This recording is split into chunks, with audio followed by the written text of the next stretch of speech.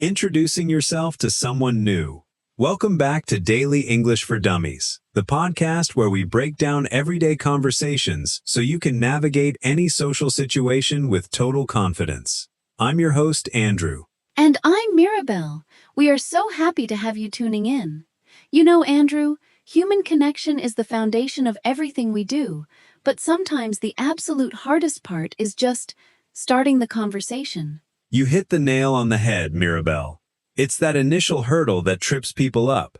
That's why today, we're tackling our very first scenario, introducing yourself to someone new. We'll cover saying your name, sharing where you're from, and asking those basic questions that keep things flowing naturally.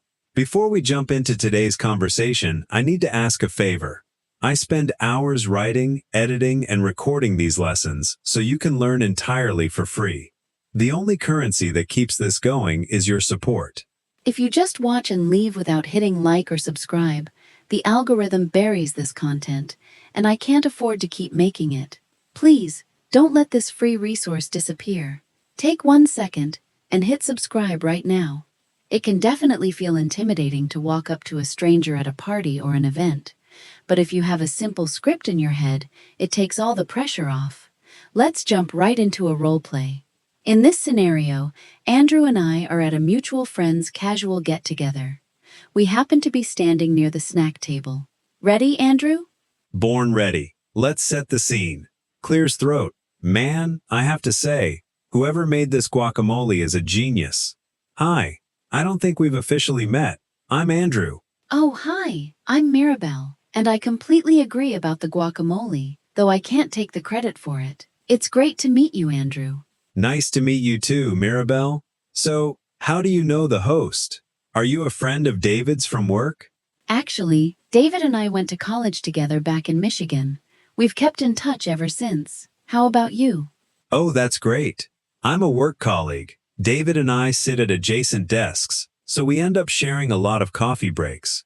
You mentioned Michigan. Are you originally from there? I am, yes. I grew up in Detroit but moved out here to the city about 3 years ago for work. What about you, Andrew? Are you a local? Not quite. I'm originally from Seattle. The weather is a bit different out here, but I've been enjoying the sunshine. What do you do for work, Mirabelle? I work in digital marketing, mostly managing social media campaigns for small businesses. It keeps me busy. And you? I'm a software engineer. A lot of screen time, which is why I try to get out to events like this whenever I can. And scene, let's break that down. What we just did was the classic conversational tennis match. Exactly. Notice how I started. I didn't just walk up and say, "Hello, my name is Andrew." That can feel a bit rigid. Instead, I used a situational icebreaker. The guacamole. Complimenting the food or commenting on the venue gives you an easy, natural lead-in. Right. And when Andrew gave his name, I immediately responded with mine, validated his icebreaker, and said, "It's great to meet you." From there, he asked the golden networking question, "How do you know the host?" That question is your best friend at any party or event. It immediately establishes common ground. From there, Mirabelle mentioned Michigan, which gave me the perfect hook to ask where she was from. The key here is listening. When you ask someone where they are from, actually pay attention to their answer, because it usually provides the next topic of conversation. And always remember to bounce the question back. I asked, "What about you? Are you a local?" This keeps the dialogue balanced. You share a little, you ask a little. Before you know it, you've learned someone's name, their hometown, and their profession, all without it feeling like an interrogation. Beautifully said. Just remember, smile, make eye contact, and look for those little hooks in their answers. Episode 2. Ordering food at a restaurant. Welcome back to Daily English for Dummies. I'm Mirabelle. And I'm Andrew. Today we are talking about one of my absolute favorite things in the world, food. Specifically, the art of ordering at a restaurant. It sounds so simple, right? But if you're traveling or trying to navigate a bustling restaurant, knowing exactly how to ask for the menu, order your food, and pay the bill smoothly can make your dining experience so much more enjoyable. Absolutely. There's a certain rhythm to restaurant etiquette. You want to be polite but clear. For today's roleplay, Mirabelle is going to be a customer who has just been seated at a nice, casual dining spot, and I will be her server. Let's dig in. Hi there, welcome to the Rustic Spoon. My name is Andrew and I'll be taking care of you today. Can I start you off with something to drink while you look over everything? Hi, Andrew. Thank you. Could I actually get a menu first? I realized I didn't grab one at the front. Oh, absolutely. I apologize for that. Here is our lunch menu, and I'll just leave the daily specials card right here on the table. Perfect. Thanks. I'll just have a glass of sparkling water with a slice of lemon for now, please. Sparkling water with lemon coming right up. Take your time, and I'll be back in a few minutes to see if you're ready to order. A few moments pass. Here is your water. Do you have any questions about the menu, or are you ready to order? I think I'm ready. I was looking at the grilled chicken salad, but I was wondering, does the vinaigrette have dairy in it? Great question. No, the vinaigrette is completely dairy-free. It's made with olive oil, balsamic, and a hint of Dijon mustard. That sounds wonderful. I'll take the grilled chicken salad, please. And could I get the dressing on the side? You got it. Grilled chicken salad, dairy-free vinaigrette on the side. I'll get that put in for you right away. Time skip to the end of the meal. How was everything? Can I interest you in any dessert? Or perhaps a coffee? Everything was delicious, thank you, but I'm quite full. Could I just get the check, please? Of course. I'll bring that right out to you. Will you be paying with cash or card today? Card, please. And we're back. Let's dissect that meal. Mirabelle, you used some very specific polite phrasing there. Yes, when asking for the menu, I used the phrase, could I get, instead of give me, saying, could I get a menu, or may I have a menu, softens the request and sounds much more polite to your server. And I love that you asked a clarifying question about the food. Does the vinaigrette have dairy in it? This is crucial if you have dietary restrictions. It's always okay to ask your waiter how something is prepared. Exactly. Then, when it was time to order, I said, I'll take the grilled chicken salad. You can also say, I would like, or I'll have. All three are perfectly standard and polite. Finally, let's talk about the end of the meal. In some countries, the server brings the bill automatically. In places like the US or the UK, you generally have to ask for it. Right. I used the standard phrase, could I just get the check, please? You can also say, the bill, instead of the check. And Andrew asking, cash or card, is a very common follow-up, so the server knows whether to bring a card machine or a cash tray. Episode 3. Buying Something at a Supermarket. Welcome back, listeners, to Daily English for Dummies. I'm Andrew. And I'm Mirabelle. Today, we're heading into the aisles. We are talking about navigating the supermarket. Grocery shopping is an essential weekly chore, but if you can't find what you're looking for, it can turn into a frustrating maze. Today, we're focusing on how to ask employees where to find items, how to check a price, and how to handle the interaction at the checkout counter. Supermarkets can be overwhelming. We've all wandered up and down the same aisle 3 times looking for one specific ingredient. Knowing how to ask for help saves you so much time. Let's jump straight into the role play. I'll be the lost shopper, and Andrew will be the helpful store employee, and later, the cashier. Excuse me? Hi, I'm sorry to bother you, but I've been looking for almond flour, and I can't seem to find it. Do you know which aisle it's in? No bother at all. Almond flour is actually kept in our specialty baking section. If you go down to aisle 4, it'll be about halfway down on your left-hand side, right next to the gluten-free cake mixes. Aisle 4, halfway down on the left. Thank you so much. Oh, quickly, while I have you, I found this olive oil on an end cap display, but there's no price tag on it. Could you tell me how much it is? Let me scan that for you. Beep. Yes. This one is on sale this week for $8.99. Oh, great deal. I'll take it. Thanks again for your help. Time skip to the checkout lane. Hi there. Did you find everything you were looking for today? I did, thank you. The store is looking really nice today, by the way. Thanks, we just restocked. Do you have a loyalty card with us? I do. Let me just pull it up on my phone. Here you go. Beep. Great. Your total comes to $42.50. Would you like a bag for these, or did you bring your own? I brought my own reusable bags. Thanks. I'll just pack them up right here. Perfect. Go ahead and insert your card whenever you're ready. Would you like your receipt printed or emailed? Printed is fine, please. Have a great rest of your day. Done and dusted. Another successful shopping trip. Mirabelle, you started off by apologizing. Why is that? I said, "Excuse me, I'm sorry to bother you." It's a standard polite convention when you are interrupting a store employee who might be busy stocking shelves. It immediately sets a friendly tone. Then I use the phrase, "Do you know which aisle it's in?" The word aisle is tricky because the S is silent. AISLE. I gave her specific directions. Aisle 4, halfway down, left-hand side. Next, we tackled unpriced items. This happens all the time. I handed the item to Andrew and asked, "Could you tell me how much it is?" You can also simply ask, "Could you price check this for me?"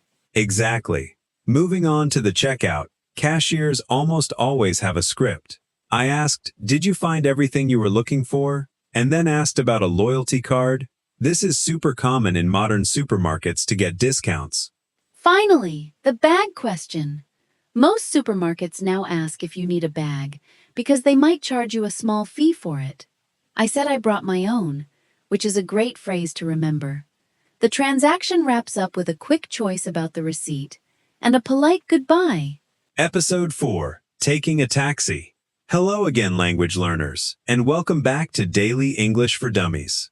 I'm Andrew. And I'm Mirabelle. We are so glad you've joined us for another lesson in mastering everyday English conversations. Today, we are hitting the road and talking about transportation.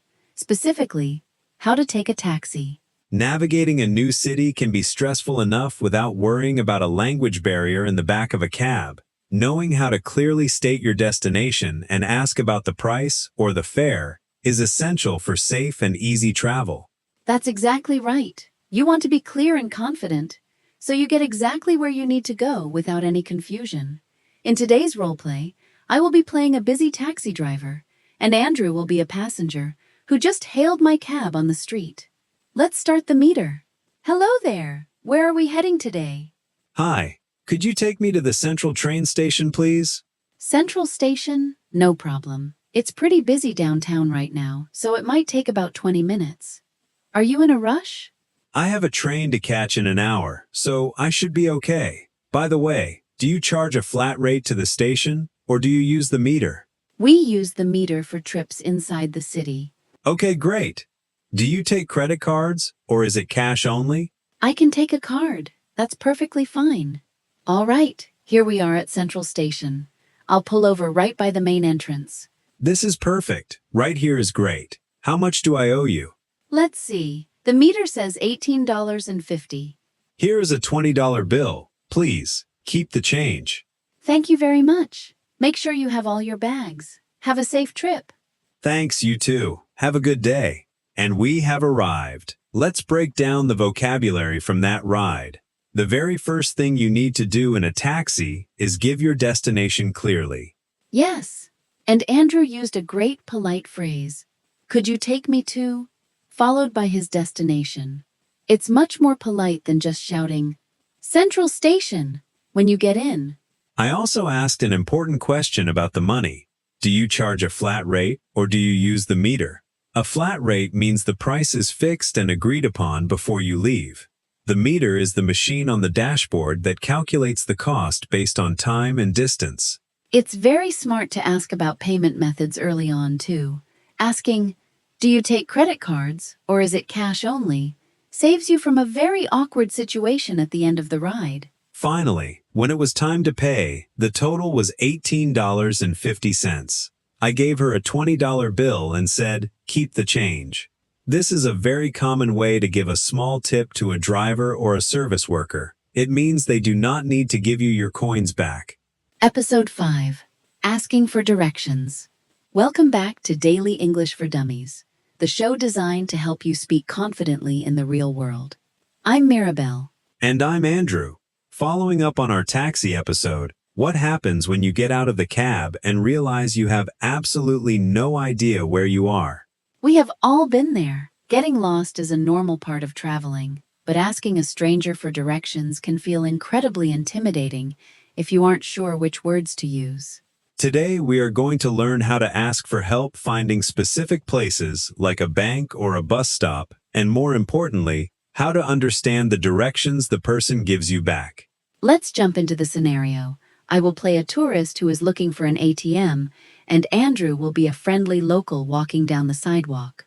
Excuse me? Sorry to bother you, but could you help me? I'm completely lost. Oh, sure. Where are you trying to go?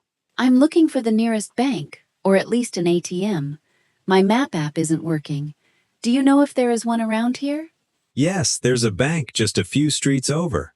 You're going to want to walk straight down this street for 2 blocks. Straight down for 2 blocks. Okay. Right. When you get to the big intersection with the traffic lights, turn left onto Maple Street. The bank will be on your right-hand side, right next to a large pharmacy. You can't miss it. Let me make sure I have that. Straight for 2 blocks, turn left at the traffic lights, and it's on the right next to the pharmacy? You got it. It's only about a 5-minute walk. Thank you so much. You're a lifesaver. Have a great day. Notice how Mirabelle started the interaction. Just like in the supermarket, she started with, "Excuse me, sorry to bother you." It is the universal icebreaker for asking a stranger a question. Then I asked, do you know if there is one around here? This is a highly useful phrase. You can insert anything into it. Do you know if there is a hospital around here? Or, do you know if there is a bus stop around here? When I gave the directions, I used imperative verbs, command words, walk straight, turn left. I also used the word blocks. In many cities, a block is the distance between one cross street and the next. I really want to point out a crucial strategy I used. I repeated the directions back to Andrew. Straight for 2 blocks, turn left. This is the best way to guarantee you understood the English correctly before you walk away. And I finished by saying, you can't miss it. This is a very common English idiom. It doesn't literally mean it's impossible to miss. It just means the building is very obvious and easy to see. Episode 6, Checking into a Hotel. Hello, and welcome back to Daily English for Dummies. I'm Andrew. And I'm Mirabelle. You've taken your taxi, you've asked for directions, and now you have finally arrived at your accommodation. Today, we are checking into a hotel. Hotel check-ins usually follow a very strict script. The receptionist needs specific information from you, and you usually have a few specific questions for them about breakfast, Wi-Fi, or checkout times. Because it is so repetitive, learning this vocabulary offers a huge return on investment. Once you learn it, you can check into a hotel anywhere in the world. I will play the hotel receptionist, and Andrew will be the weary traveler ready for a good night's sleep. Good evening, sir. Welcome to the Grand Horizon Hotel. How can I help you today? Good evening. I'd like to check in, please. I have a reservation under the name Andrew Miller. Let me just pull that up for you. Could you spell your last name for me, please? Sure, it's Miller. Thank you. Ah, yes. Here it is. A single room with a king-sized bed for 3 nights. Could I please have your passport and a credit card for incidentals? Of course. Here you go. By the way, what time is breakfast served in the morning? Breakfast is served in the dining room on the ground floor from 6:30 a.m. to 10 a.m. Perfect. And is there a password for the Wi-Fi? Yes, the Wi-Fi is free. The network name is Horizon Guest, and the password is your room number. Speaking of which, here are your cards. You are in room 412, on the 4th floor. The elevators are just to your left. Room 42. Great. Thank you for your help. You're very welcome. Enjoy your stay, Mr. Miller. Short, sweet, and to the point. Let's review. Andrew started with the most important phrase. I have a reservation under the name. Saying under the name is how we indicate which name the booking was made with. Mirabelle then asked me to spell my last name. This happens frequently, especially if you have an international name that the receptionist might not be familiar with. Be prepared to spell your name using the English alphabet. I also asked for a credit card for incidentals. This surprises some travelers. Even if you have already paid for the room online, Hotels will often hold a card on file just in case you use the minibar or order room service. These extra charges are called incidentals. I made sure to ask two vital questions before taking my keys. What time is breakfast served? And, is there a password for the Wi-Fi? It is always better to ask these at the desk rather than calling down from your room later. Finally, I handed him his key cards instead of metal keys and told him his room number and floor. A seamless check-in so Andrew can finally go rest. Episode 7. Making a Doctor's Appointment. Welcome back to Daily English for Dummies, the podcast that helps you speak English with confidence in the real world. I'm your host, Andrew. And I'm Mirabelle. We are so glad you are tuning in today. We're going to tackle a scenario that can feel quite stressful when you are learning a new language. Dealing with healthcare. Today we are learning how to make a doctor's appointment over the phone. It is completely normal to feel nervous about this one.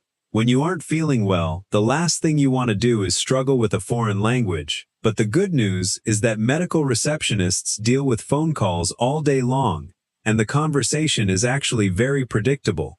Exactly. You just need to know how to state your main symptoms simply and clearly, and how to negotiate a time to come into the clinic. For this role play, I will be the clinic receptionist, and Andrew will be a patient who woke up feeling under the weather. Good morning, Oak Street Medical Clinic. This is Mirabelle speaking. How can I help you today? Hi, good morning. I'd like to make an appointment to see a doctor, please. Certainly. Are you a registered patient with us? Or are you a new patient?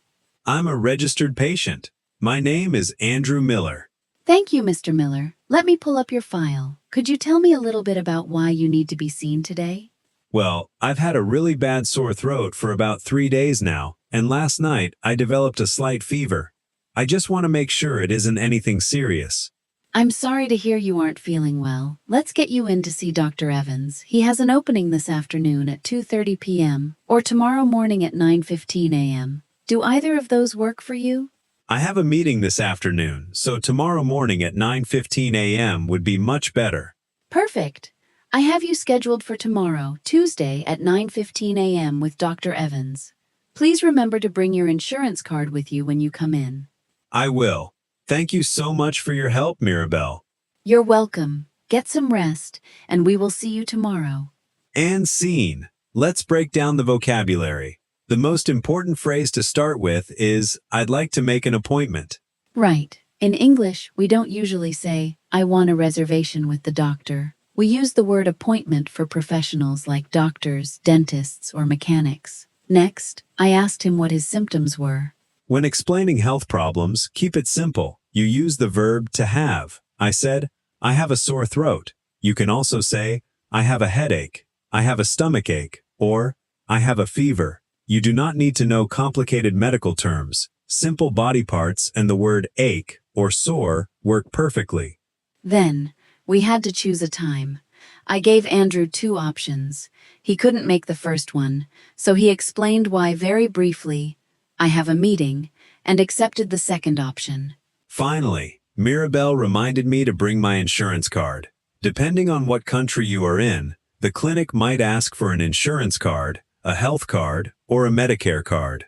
It's always good to have your ID and medical cards ready when you arrive. Episode 8, Talking to a Neighbor. Hello, and welcome back to Daily English for Dummies. I'm Mirabelle. And I'm Andrew. Today we are stepping out our front door and looking right next door. We are talking about how to speak with your neighbors.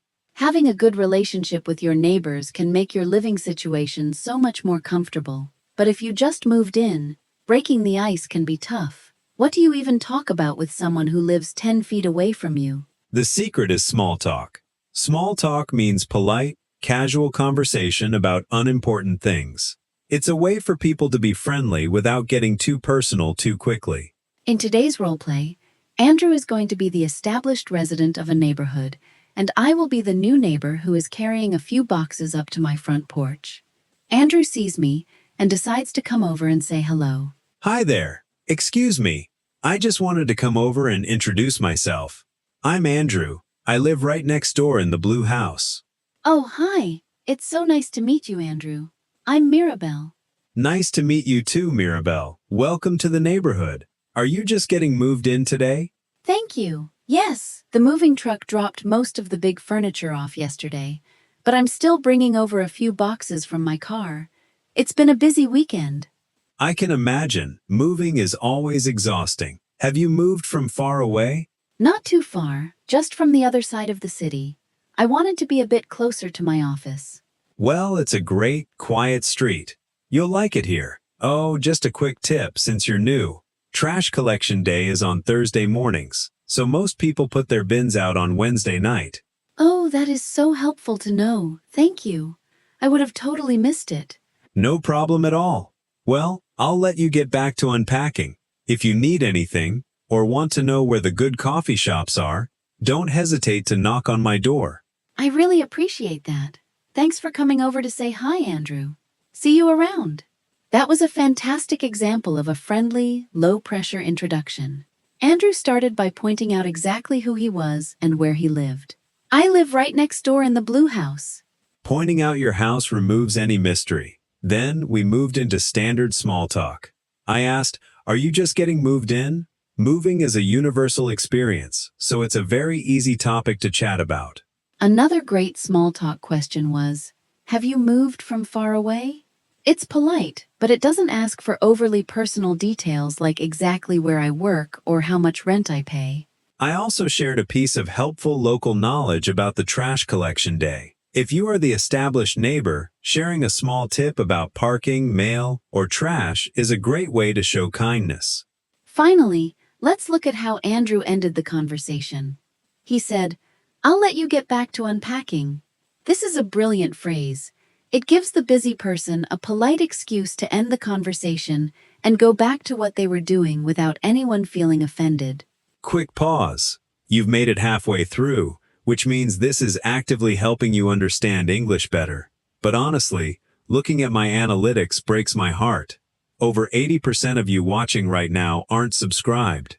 If this is helping you feel more confident speaking, why wouldn't you take a single second to hit that button in return? Support the content that supports you. Subscribe and like the video before we move on. Episode 9. Buying Clothes in a Store. Welcome back, language learners, to Daily English for Dummies. I'm Andrew. And I'm Mirabelle. Today, we are going shopping. But we aren't buying groceries. We are heading to the mall to buy some clothes.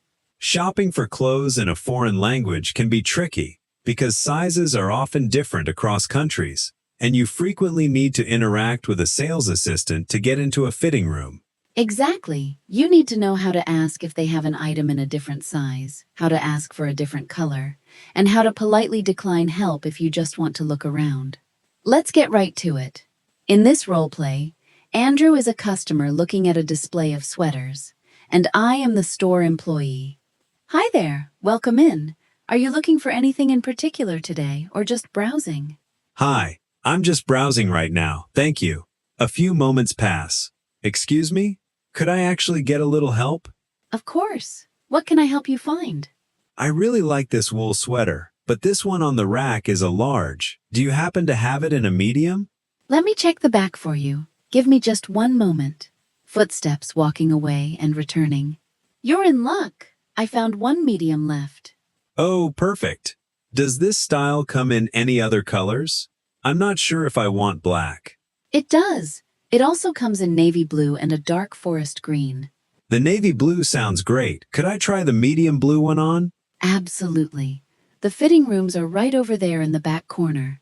Let me go unlock a door for you. How did the sweater work out for you? It fits perfectly. How much is it? I couldn't find the price tag. These are actually on sale today for $45.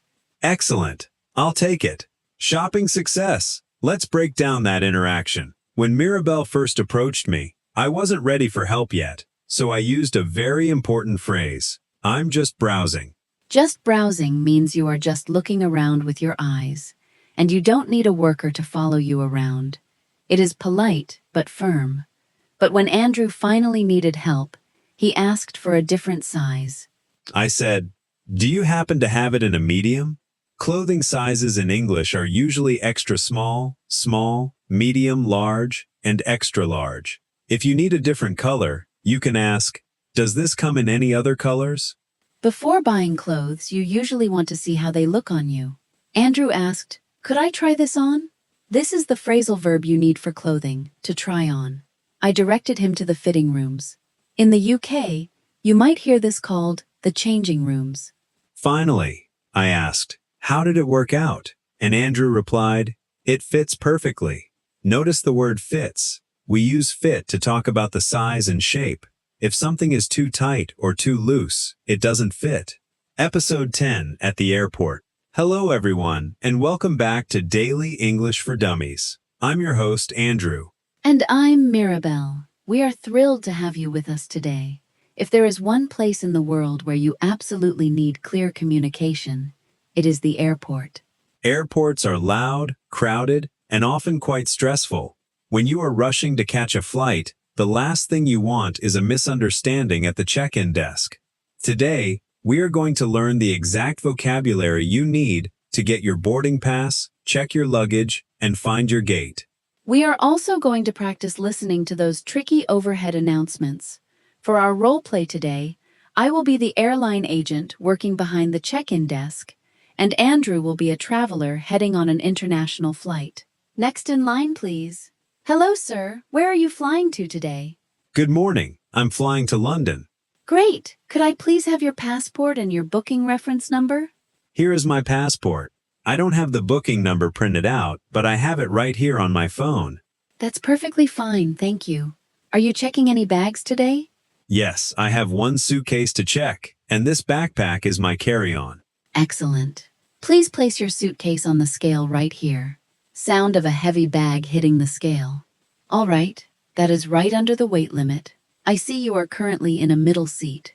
Would you prefer an aisle or a window seat? We have a few available. Oh, an aisle seat would be fantastic, please.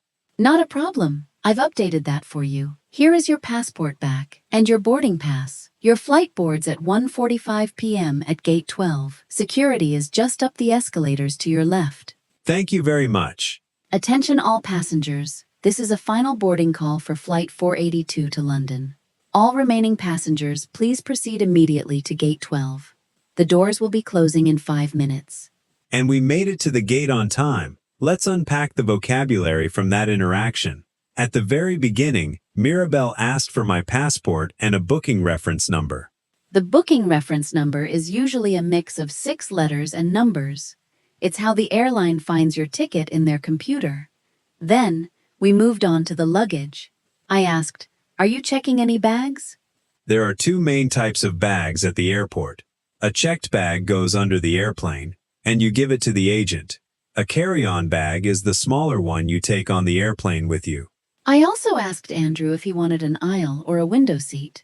The aisle is the walkway down the middle of the plane. The S in aisle is completely silent. Finally, let's talk about that announcement.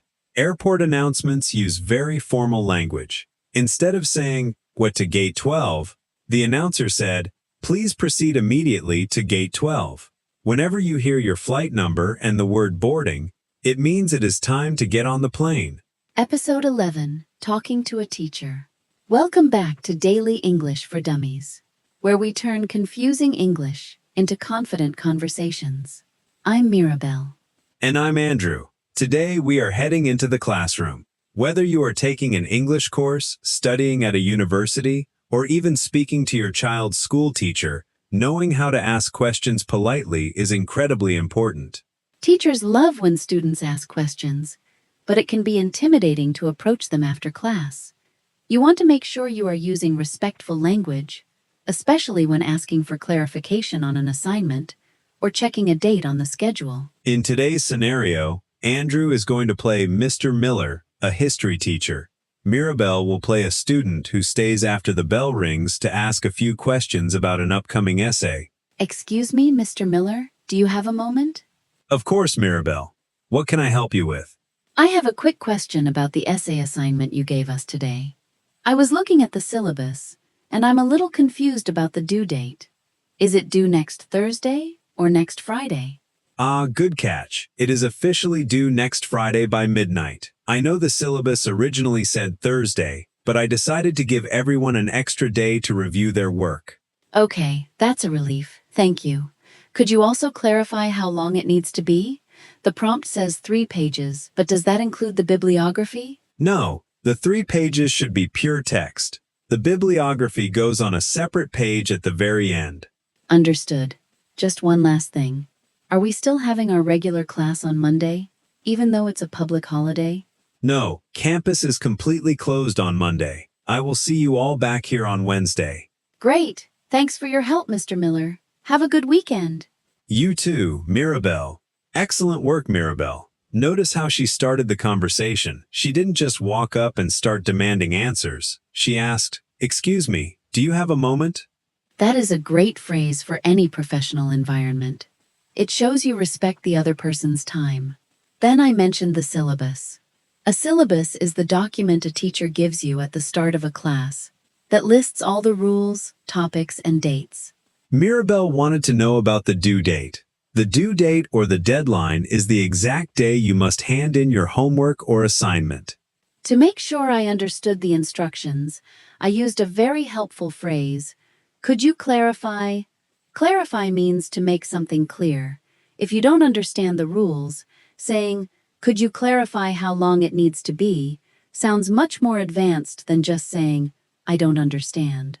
Finally, Mirabelle asked about the class schedule regarding the public holiday. Public holidays, or bank holidays as they are called in the UK, often change school schedules, so it is always smart to verify with the teacher if campus is open or closed. Episode 12, At a Coffee Shop. Hello listeners, and welcome to another episode of Daily English for Dummies. I'm Andrew. And I'm Mirabelle. Grab your favorite mug, because today we are talking about coffee shops.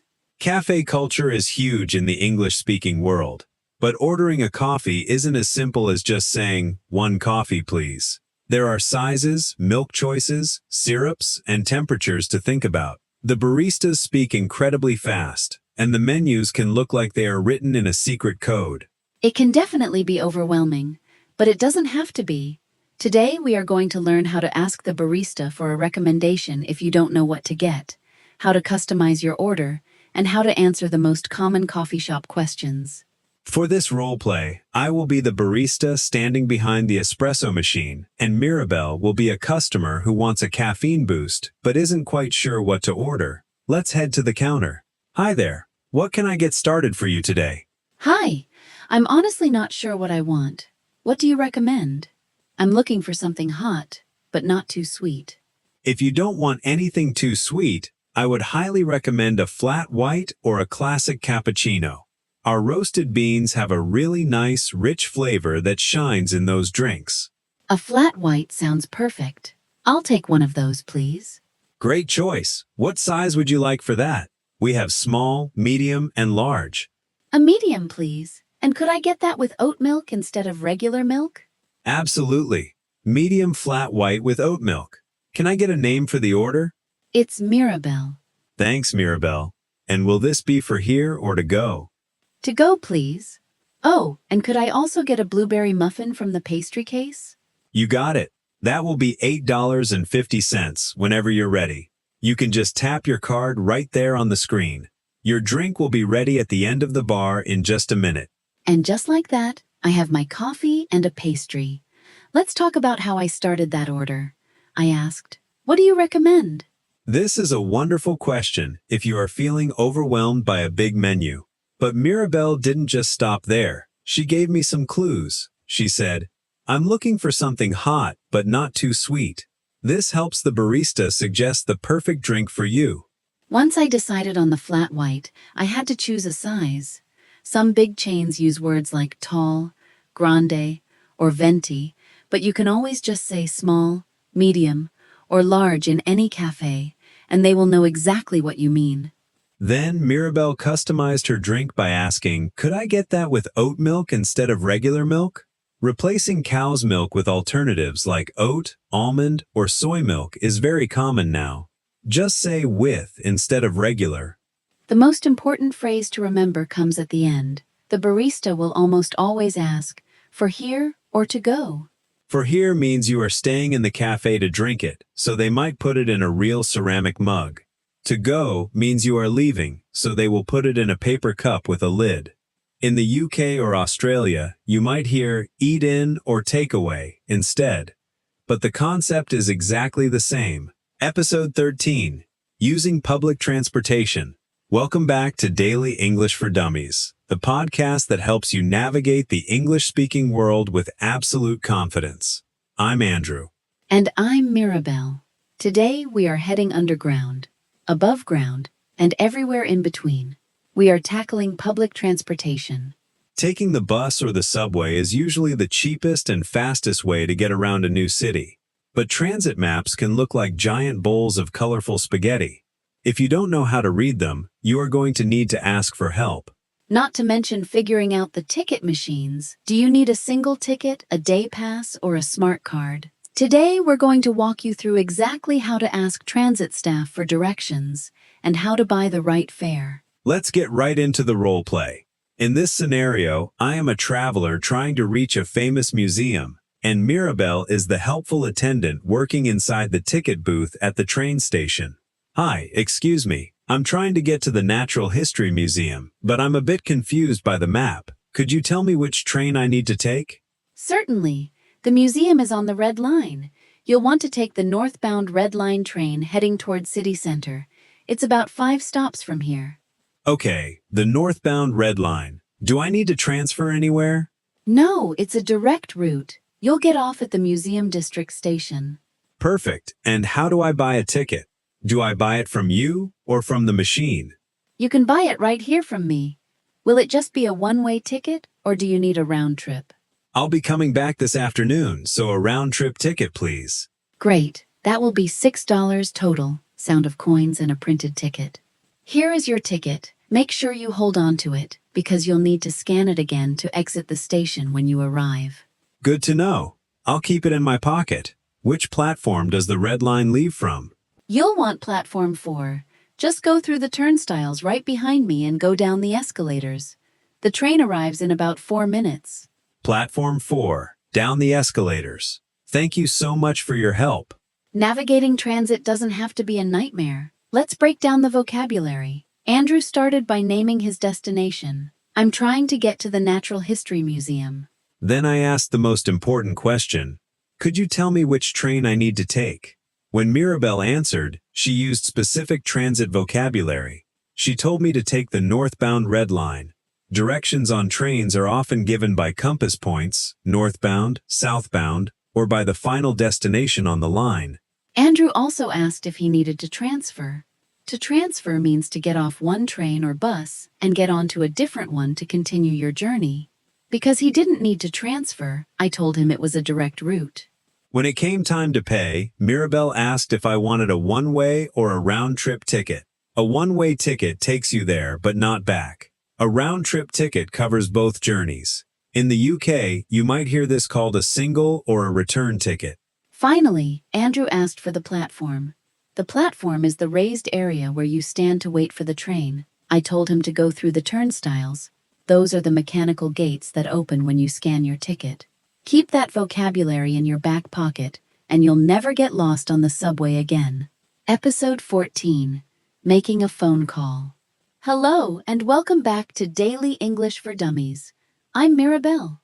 And I'm Andrew. Today, we are conquering one of the biggest fears language learners have, making a phone call. Phone anxiety is incredibly real. When you are speaking face-to-face, you can rely on hand gestures, facial expressions, and lip reading to help you understand. On the phone, you only have the voice. That is why having a mental script is absolutely crucial. Today, we are going to focus on how to introduce yourself on the phone and what to do if the person you are calling doesn't pick up and you have to leave a voicemail. For today's roleplay, Andrew is going to call my phone to reschedule a coffee date we had planned.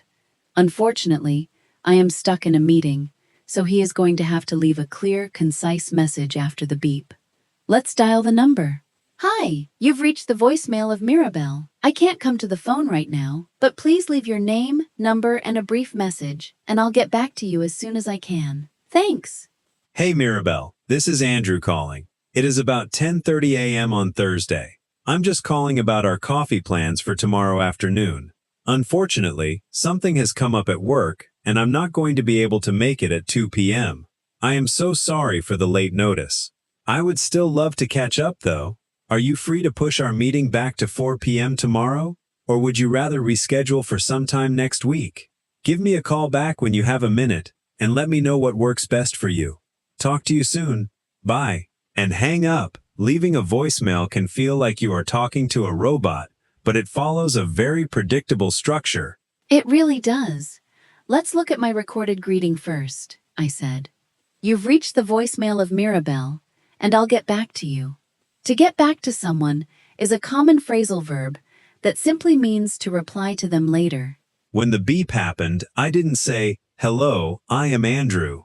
On the phone, English speakers say, "This is Andrew," or "This is Andrew calling." It is a small grammatical quirk, but it makes you sound perfectly fluent. Andrew also left the exact day and time he was calling. It's about 10:30 on Thursday. This is very polite, just in case the voicemail system glitches and doesn't record the timestamp. Then, I got straight to the point.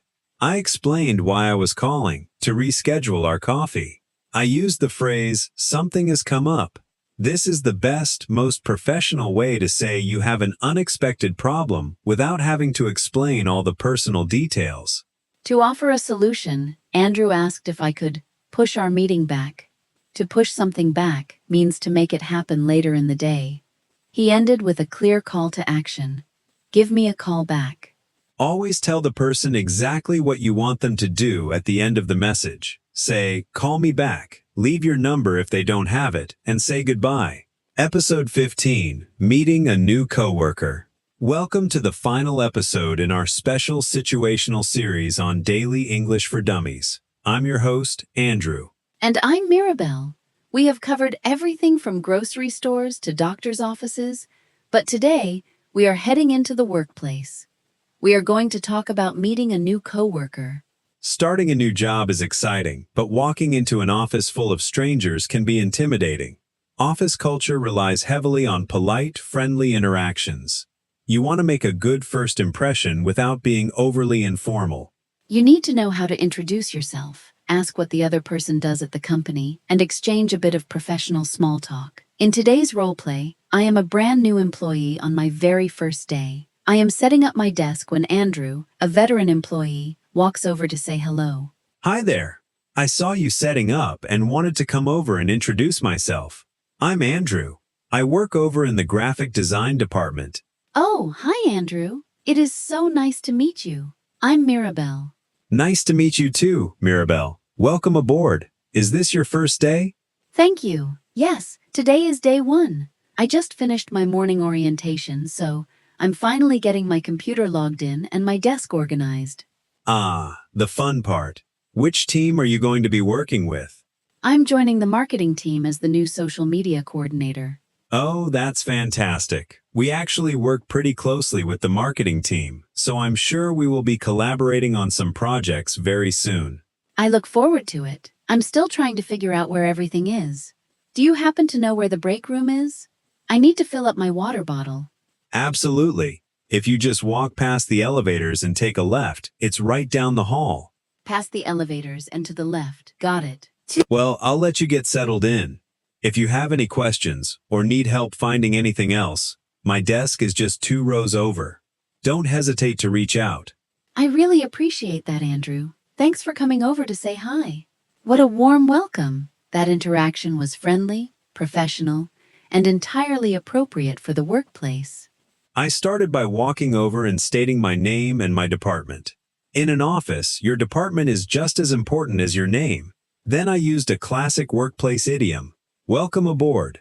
Welcome aboard originally comes from getting onto a ship, but in the corporate world, it just means welcome to the company. Andrew then asked, which team are you going to be working with?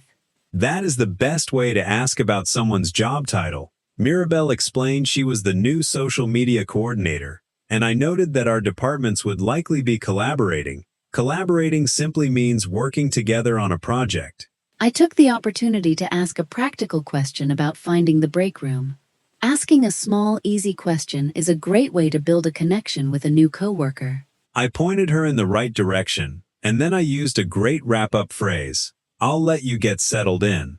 To settle in means to get comfortable in a new environment. I offered my help if she needed it in the future, and told her not to hesitate to reach out, which is standard office language for feel free to contact me. And with that, we have a successful office introduction. We made it to the end.